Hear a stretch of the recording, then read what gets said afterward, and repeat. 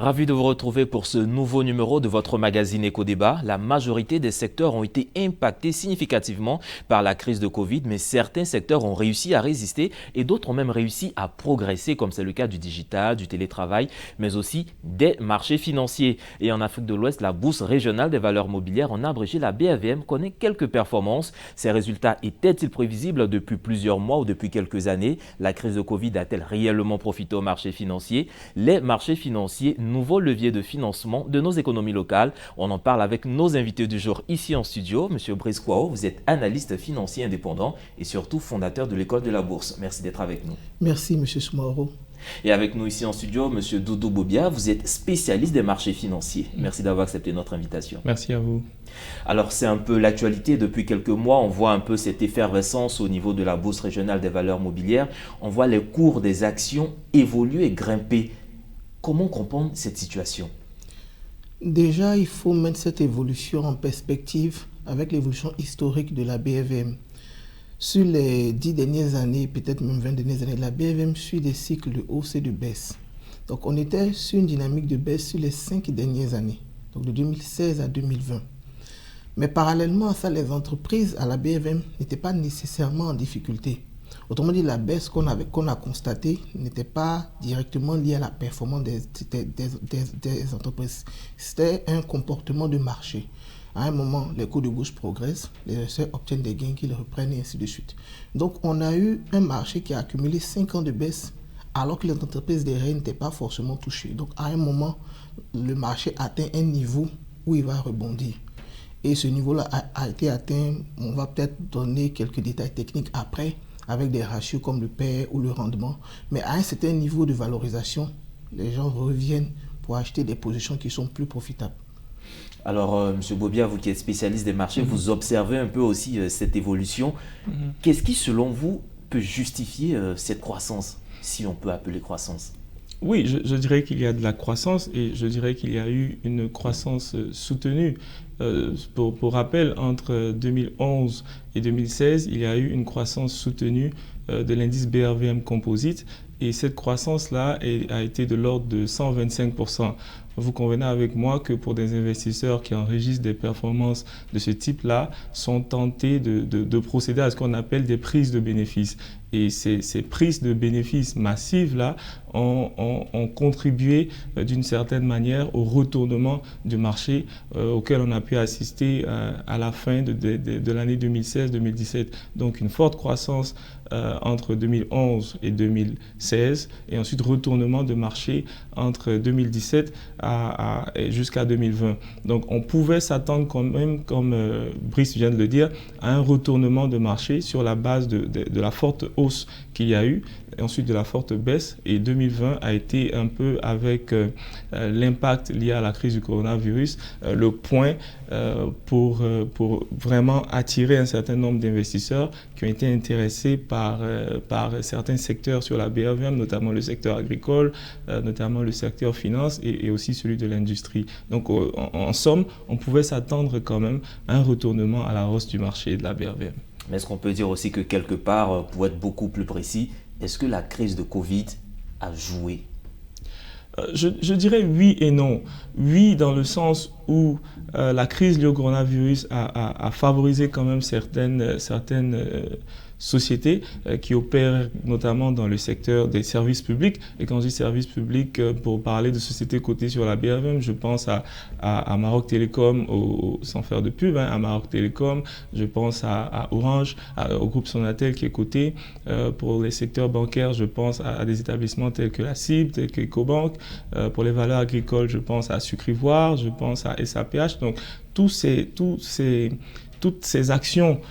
les actions de ces sociétés cotées-là ont connu des performances significatives, des croissances significatives et la crise liée au coronavirus y a contribué pour quelque chose. Alors, on sait que les marchés financiers, c'est quand même aussi de l'épargne, de l'investissement. Est-ce qu'avec la crise, les populations ont vu dans les marchés financiers une occasion d'épargner de manière sûre? Je dirais pas vraiment, parce qu'à la base, dans notre culture, on n'épargne pas encore en bourse. Le taux de pénétration est vraiment faible. Si on doit donner des ordres de grandeur, on a le 20% qu'on connaît déjà pour la banque, le taux de bancarisation, les 1% pour l'assurance. La bourse doit être autour de 0,1. Donc, on n'est vraiment pas dans quelque chose qui est dans nos pratiques. Alors que justement, comme vous l'avez dit, le contexte de crise a ouvert des possibilités de rendement qu'on ne retrouve pas dans d'autres contextes. Pour vous donner un exemple, le rendement de l'épargne classique est de 3,5%. Je parle de l'épargne bancaire. On s'est retrouvé à la BFM avec des entreprises qui produisent des rendements de 12, 13, voire 15%. Donc pour quelqu'un justement qui est formé, il aurait su qu'à ce moment, il fallait placer son argent. Et c'est pour ça qu'on donne ces messages aux gens. Parce que les crises, justement, il n'y en a pas tout le temps. Aujourd'hui, vous ne trouvez plus du 15% à la BFM. Le maximum est autour de 10-11. 10-11 qui est quand même bon. Mais imaginez-vous que certains ont pris des positions qui leur rapportent du 20% à la BFM. Je prends l'exemple du titre SMB qui coûtait 3 700 francs même jusqu'en début de cette année, mars 2021. Mais l'an passé, qui coûtait 3 000 francs. Le dividende de SMB est de 800 francs. Quand vous investissez 300 francs, vous avez 800 francs, c'est un rendement de plus de 20%. Donc quelqu'un qui est formé 2020 et puis une partie de 2021, le T1 de 2021, aurait été une période vraiment propice pour faire des emplettes. Mais malheureusement, seul 0,1% de la population a profité de cette dynamique. Alors juste 0,1%, c'est aussi une question qui est revenue. On a vu que récemment, les responsables de la BRVM se sont engagés dans une vaste politique de sensibilisation, d'éducation financière.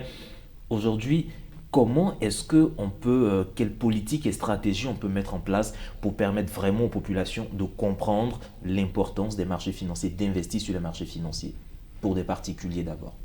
Alors moi je dirais pour ma part qu'il faille déjà inculquer la culture boursière dans nos écoles, et ce dès le premier cycle, pour de cette manière permettre à nos jeunes de s'intéresser à la bourse au fur et à mesure qu'ils apprennent, et au fur et à mesure qu'ils grandissent. C'est seulement de cette manière-là qu'on pourra apporter un élément nouveau à ce qui se fait déjà. Parce que figurez-vous qu'aujourd'hui, vous avez des cadres d'entreprise, vous avez même des directeurs financiers qui ne savent même pas comment investir en bourse. Donc, pour ma part, je pense qu'il faut encore mettre un accent, et ce dès le bas âge, sur la formation, sur la culture boursière, sur l'épargne boursière au sein de nos établissements scolaires.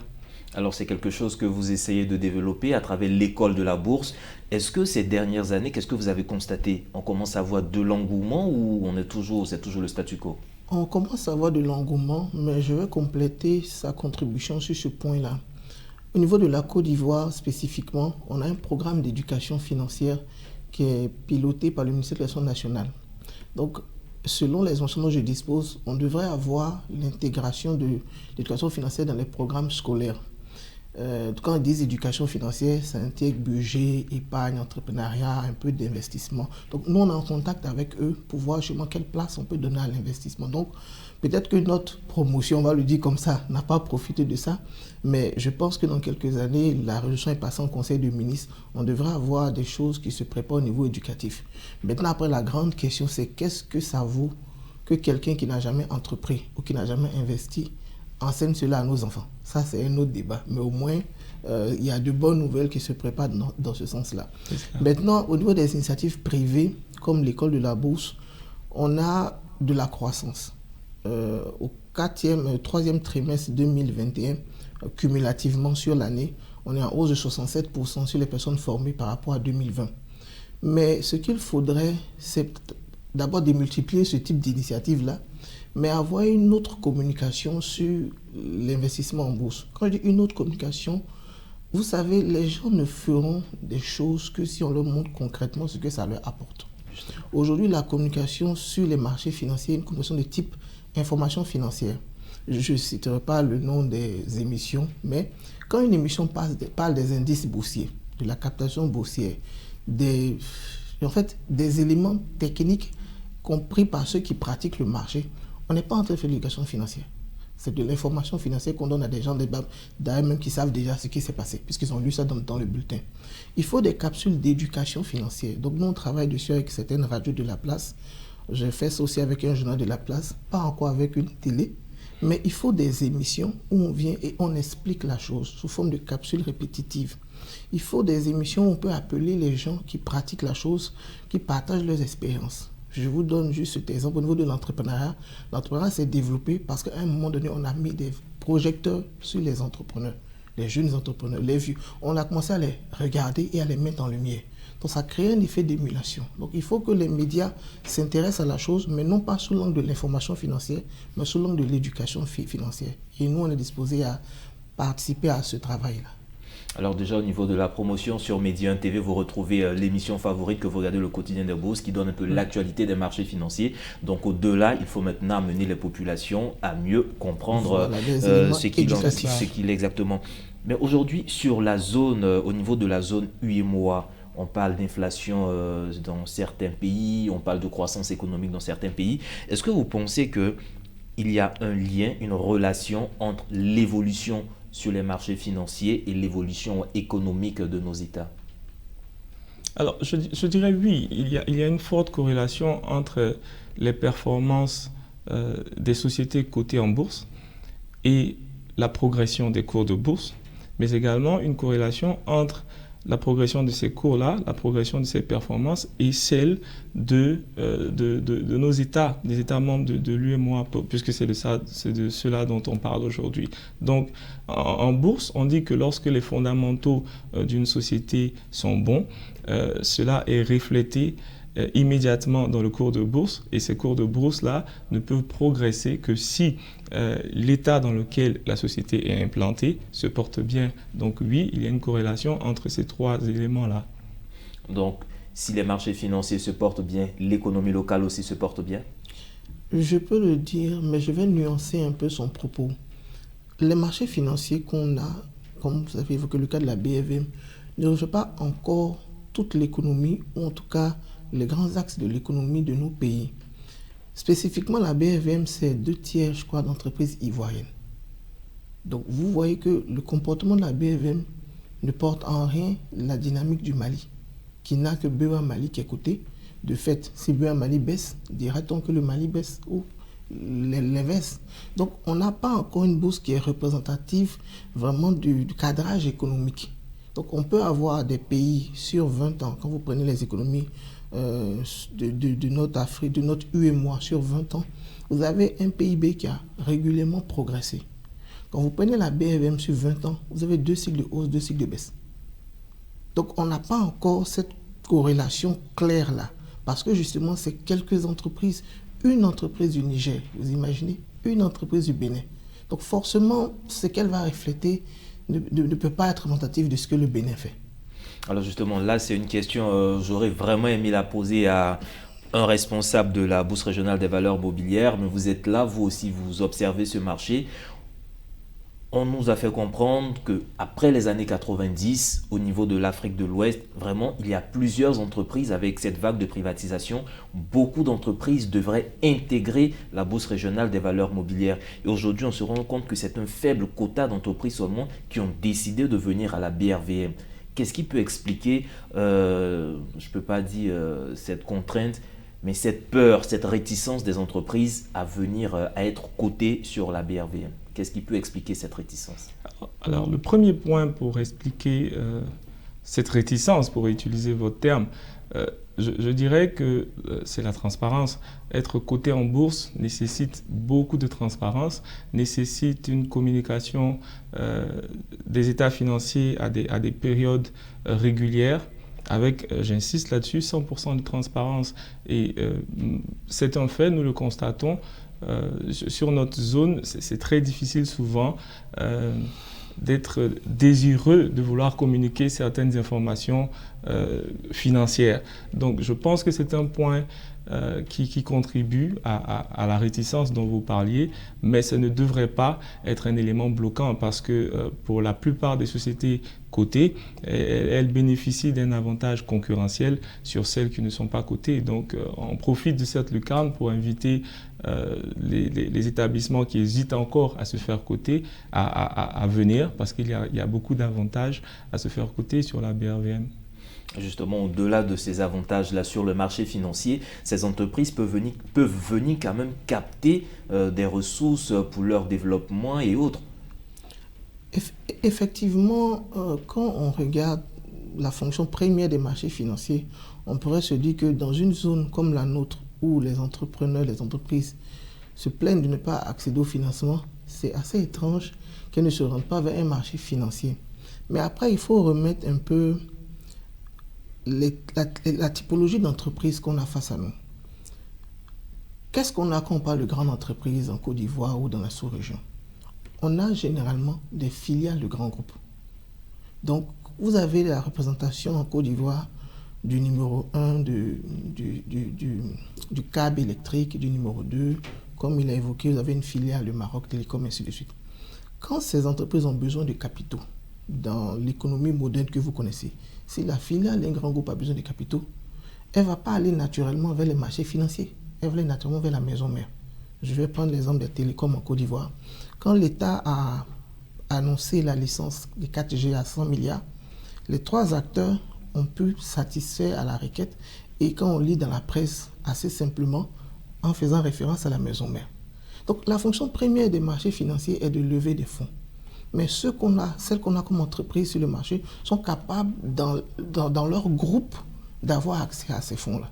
Donc on n'a pas, j'ai envie de dire, les clients naturels de la bourse face à nous. On a des gens qu'on doit contraindre à y entrer. Et on peut le faire dans certains cas. Par exemple, dans les cas de privatisation d'État, ce qu'on ne dit pas, c'est les 45 qu'on a là, ils ne sont pas venus volontairement. Il y a beaucoup qui ont été contraints. C'est cela. Donc, l'État de Côte d'Ivoire, parce que c'est lui qui a fait ça beaucoup, privatise une entreprise et décide d'accorder une partie à l'acteur privé qu'il choisit. Je prends le cas de la CIB. Donc, Attijari avait 51%, dont l'État a vendu 24%, et l'État a vendu les 20% restants au grand public via la BFM. Donc, il ne faudrait pas comprendre la CIB en bourse comme la CIB est venue lever des fonds. Non, c'est l'État de Côte d'Ivoire qui a vendu ses parts au grand public. Donc, on a des privatisations qui ont lieu dans toute la zone, dans tous les pays, ce n'est pas seulement à Côte d'Ivoire. Il faudrait que ce schéma de privatisation soit repris aussi par le Togo, par le Bénin, par le Sénégal, parce que ces populations ont le droit. Aujourd'hui, en Côte d'Ivoire, nous, on est actionnaire de la CIE, de la SODECI, de Total, de presque tout. Mais je pense que les citoyens du Sénégal ont aussi le droit d'être actionnaires de leur compagnie d'eau, ou du Bénin ou du Burkina. Donc, dans les schémas de privatisation, il faut qu'on privilégie aussi les sorties par le marché. Il y a aussi des mécanismes au niveau des licences. Je crois que j'ai vu ça en Afrique australe. Au niveau du renouvellement de la licence, par exemple des télécoms, on peut contraindre un acteur à dire, bon, pour les 15 prochaines années, dans les conditions pour obtenir la licence, là, il faut que ton capital soit ouvert au grand public. Donc ça permet d'ici au prochain renouvellement que tous ceux qui manipulent des licences, notamment au niveau des télécoms, se retrouvent en bourse. Au niveau du code minier de certains pays aussi, il y a ces clauses-là. Donc, c'est juste je veux dire, comme on n'a pas les clients naturels face à nous, on cherche des règles pour contraindre ceux qui sont face à nous d'y rentrer. Et on pourra quand même en obtenir quelques-unes. Et là aussi, c'est un procédé d'inclusion financière, en tout cas une procédure d'inclusion financière qui pourrait permettre aux populations d'entrer dans le capital en griffe de ces grandes entreprises. Mais on voit aussi les États eux-mêmes venir faire des emprunts beaucoup ces dernières années, ces 2 dernières années. Les marchés financiers, la BRVM devient en quelque sorte un bouclier financier, une seconde option en face des prêts internationaux qu'on connaît. Alors, emprunter au plan local est une stratégie adoptée par nos États pour lever des montants importants sur le marché des capitaux. En témoignent les chiffres de cet exercice 2021. C'est près de 2000 milliards qui seront levés à travers le marché financier et cela ne peut être qu'encouragé. Après, ce qu'il faut noter, c'est que les taux auxquels nos États empruntent sur notre zone pourraient être qualifiés d'assez intéressants comparément à ceux qu'on peut observer sur les marchés étrangers où ces taux-là sont dits variables et exposent un peu nos États à ce qu'on appelle des fluctuations de taux et un risque de change. Donc, c'est encouragé. Venez lever sur les marchés locaux, venez lever sur le marché régional. Alors, juste une question pour tous ceux qui nous regardent en ce moment, qui veulent comprendre la bourse ou qui veulent investir. est-ce qu'on peut dire que c'est le moment d'investir à la BRVM? Pour ce type de question, cela renvoie à la théorie du momentum, comme s'il existe des moments particuliers pour investir en bourse et donc d'autres moments où il ne faudrait pas le faire. Personnellement, je ne crois pas à ça. Ce que je crois, c'est qu'à toute période, on peut investir sur les marchés financiers. Parce qu'en fait, on n'investit pas sur les marchés financiers, on investit sur les actifs financiers. Donc, quand vous arrivez à un moment sur un marché, vous devez faire la revue du marché pour trouver quels sont les actifs pertinents. Je vais prendre l'exemple de 2018. En 2018, le marché a baissé, je crois, de 28%. Donc, si je dois prendre votre question, ce n'était pas le moment d'investir à la BEV en 2018. Et pourtant, dans les phénomènes qui se sont passés, on a eu les bancaires qui ont atteint des niveaux très bas à cause de la crise du SAF cacao. Donc vous avez eu des cibles qui ont atteint 2000, des BOA Niger qui ont atteint 2500, BOA Niger et au Niger au passage, quoi. Mais leur action a été touchée. Donc vous avez des actions qui ont atteint des niveaux pour une crise qu'ils ont pu surmonter. Donc aujourd'hui, quand vous prenez le marché 2021 par rapport à 2018 pour la cible pour BOA Niger, ces actions ont doublé. Donc je dirais qu'il faudrait plutôt que de raisonner en termes de moment, de raisonner en termes de j'arrive en 2021, quelles sont les opportunités d'affaires que la BVM présente en 2021. Parce que l'erreur, c'est d'arriver sur un marché haussier et penser que tout va continuer à progresser. Il y a des valeurs à la BVM actuellement qui ont déjà, j'ai envie de dire, exercé leur croissance et qui sont en train de se retourner. Je citerai juste un seul cas, la FECAB, et il y en a d'autres. Donc, il ne faudra pas faire l'erreur d'arriver dans des dynamiques en pensant que tous les actifs vont reproduire cette dynamique-là. Il faut toujours, quelle que soit la dynamique du marché, comprendre qu'on n'investit pas, pour l'instant, en tout cas la BFM, on n'investit pas sur les indices. On investit directement dans les entreprises. Donc faire l'exercice de recherche pour voir quelles sont les entreprises qui sont pertinentes actuellement. Et quand on fait ce travail-là, toutes les années sont bienvenues. Alors, messieurs, la question qui me revient là maintenant, quand on regarde un peu l'évolution du cours des cours au niveau de la BRVM, est-ce qu'on doit s'attendre encore à d'autres progressions?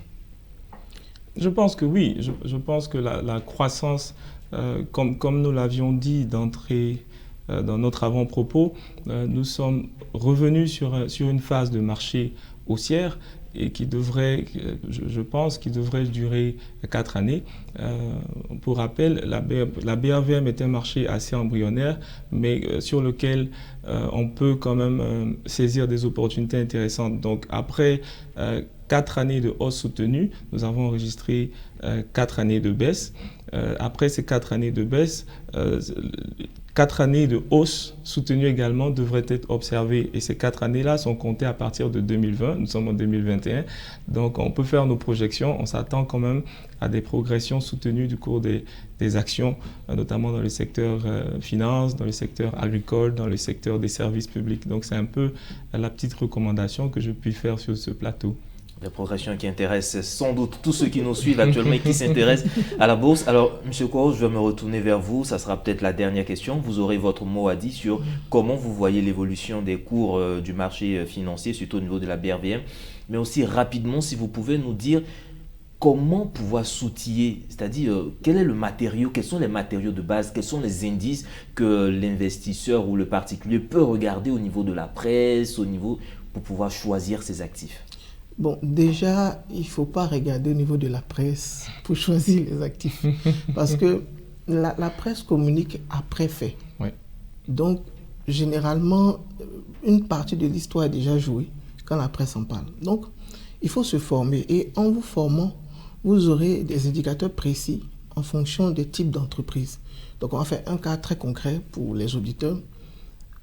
Vous avez une entreprise qui s'appelle Palmsy, qui vend de l'huile de palme. Palmsy est une entreprise qui est dite cyclique, dont les performances sont corrélées à un paramètre de l'économie qui est le prix de l'huile de palme. Quand vous comprenez ça dans la formation, vous savez que ce que vous devez suivre sur Palmsy, ce n'est pas la presse, c'est le cours de l'huile de palme. Au 4e trimestre 2020, les coûts de l'huile de palme ont commencé à progresser. Ce que la presse a relayé, c'est les prix de l'huile pour la ménagère. Mais derrière cette information-là, il y avait les cours de l'huile de palme en tant qu'actifs. Donc toutes les entreprises qui produisent de l'huile de palme ont commencé à avoir une hausse de leur performance. Cette progression-là s'est poursuivie en 2021. La dernière fois que j'ai regardé les coûts de l'huile de palme, ils étaient à leur plus haut niveau sur 5 ans.